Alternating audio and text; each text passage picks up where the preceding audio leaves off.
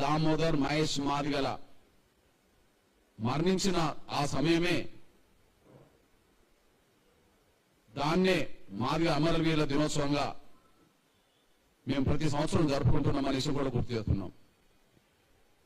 అంటే ఎస్సీ వర్గీకరణ చేస్తామని ఆనాడు హామీ ఇచ్చి హామీని నిలబెట్టుకోకపోవడం వల్ల మాదిగల్లో పెరిగిన ఆవేదన ఆగ్రహంగా మారిన రోజు గాంధీ భవన్ ఘటనకు దారితీసింది.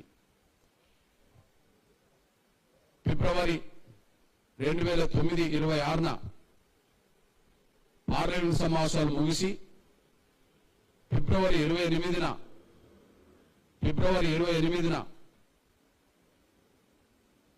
యూపీఏ చైర్పర్సన్ శ్రీమతి సోనియా గాంధీ గారు పరేడ్ గ్రౌండ్ లో బహిరంగ సభకు వచ్చిన సమయంలోనే పరేడ్ గ్రౌండ్ లో ఎంఆర్పిఎస్ నిరసన జరిగింది. అదే రోజు ఎంఆర్పిఎస్ కార్యకర్తలు వాళ్ళ ఆవేదన ఆగ్రహంగా మారడం వల్ల గాంధీ భవన్ ఘటన జరిగింది. ఆ గాంధీ భవన్ ఘటన ఫిబ్రవరి 28 జరిగితే సురేందర్ మరణించింది మార్చి 1. అందువలనే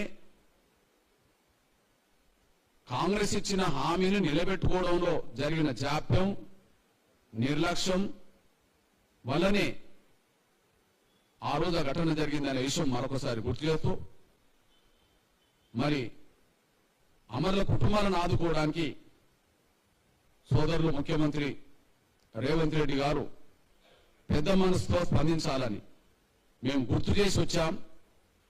ఫిబ్రవరి 11న మేము ముఖ్యమంత్రి గారిని కలిసినప్పుడు మా చర్చల్లో లిఖితపూర్వకంగా కూడా మేము ఇవ్వడం జరిగింది.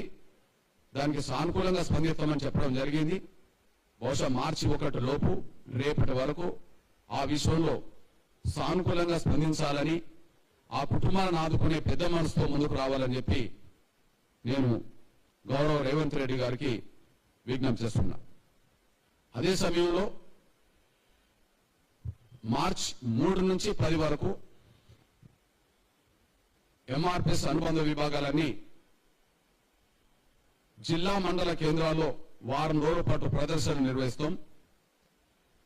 ఆ ప్రదర్శనలో డప్పు కళాకారులు, డప్పు వాయిద్యకారులు దానికి ప్రధానంగా నాయకత్వం వహిస్తారు.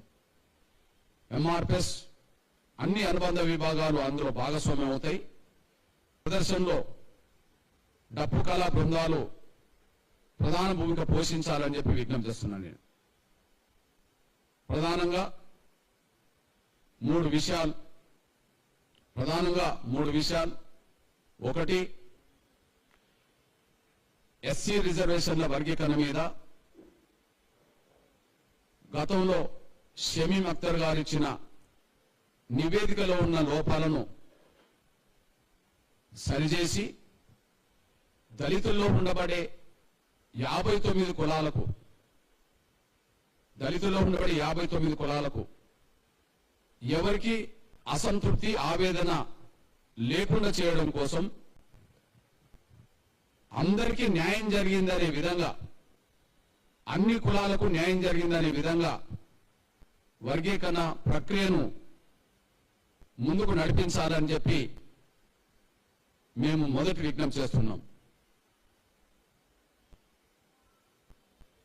గతంలో షమీం అఖ్తర్ గారు ఇచ్చిన నివేదికలో లోపాలను అధ్యయనం చేయకుండానే సబ్ కమిటీ ఆమోదించింది, కేబినెట్ ఆమోదించింది, శాసన మండలి శాసనసభ కూడా ఆమోదించింది. దాని తర్వాతనే అందులో లోపాలు ఉన్నాయనే విషయం మేము ప్రభుత్వం దృష్టికి తీసుకొచ్చినాకనే అందులో లోపాలు ఉన్నాయనే విషయం, ఆ లోపాలు తలెత్తడానికి, కమిషన్ నివేదికలో లోపాలు తలెత్తడానికి కారణాలు ఏమైనా కావచ్చు,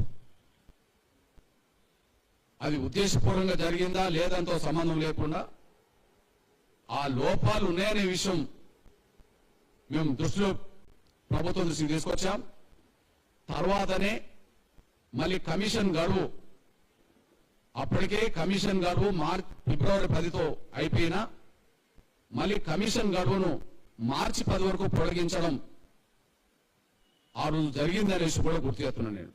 కాబట్టి రేపు షెడ్యూల్ కులాల వర్గీకరణ ప్రక్రియను ముందుకు సాగించే దశలో ముందుకొస్తున్నప్పుడు ఎస్సీ వర్గీకరణ విషయంలో ఎలాంటి మళ్ళీ లోపాలు తలెత్తకుండా దళితుల్లో ఉండబడే 59 కులాల్లో ఏ కులానికి అసంతృప్తి ఆవేదన మిగిల్చకుండా అందరికీ న్యాయం జరిగే విధంగా మీరు వెనుకబాటు చూసినా ప్రతి కులంలో ఎంత వెనుకబాటు ఉన్నదో ఆ వెనుకబాటు చూడండి.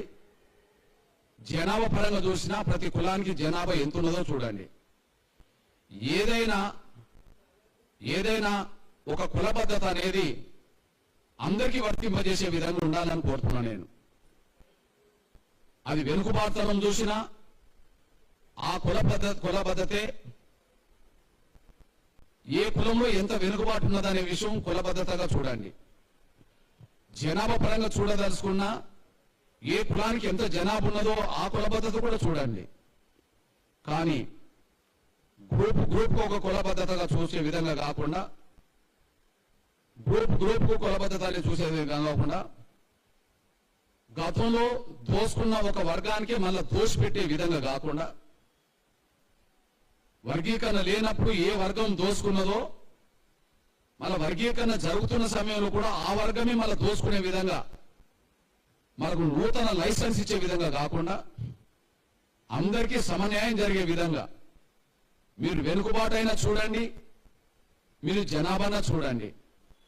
ఏదేమైనా 59 కులాల్లో ఏ కులంలో వెనుకబాటు ఉన్నదో ఏ రంగంలో వెనుకబాటు ఉన్నదో అది విశ్లేషించండి. ఏ కులానికి ఎంత జనాభా ఉన్నదో అది కూడా సమాజం ముందు పెట్టండి. ఎవరికి అన్యాయం జరగకుండా చూడాలని మాత్రమే మా విజ్ఞప్తి. ఈ డిమాండ్ మీద 3వ తారీఖు నుంచి 10వ తారీఖు వరకు అన్ని జిల్లా మండల కేంద్రాల్లో నిరసన ప్రదర్శనలు వారం రోజుల పాటు ఉంటాయి. ఆ డిమాండ్తో కూడిన ప్రదర్శనలు వారం రోజుల పాటు ఉంటాయి. అదే సమయంలో ఖచ్చితంగా రెండో డిమాండ్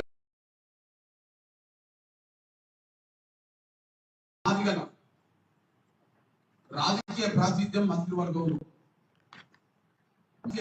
మంత్రివర్గంలో ఉండాలి.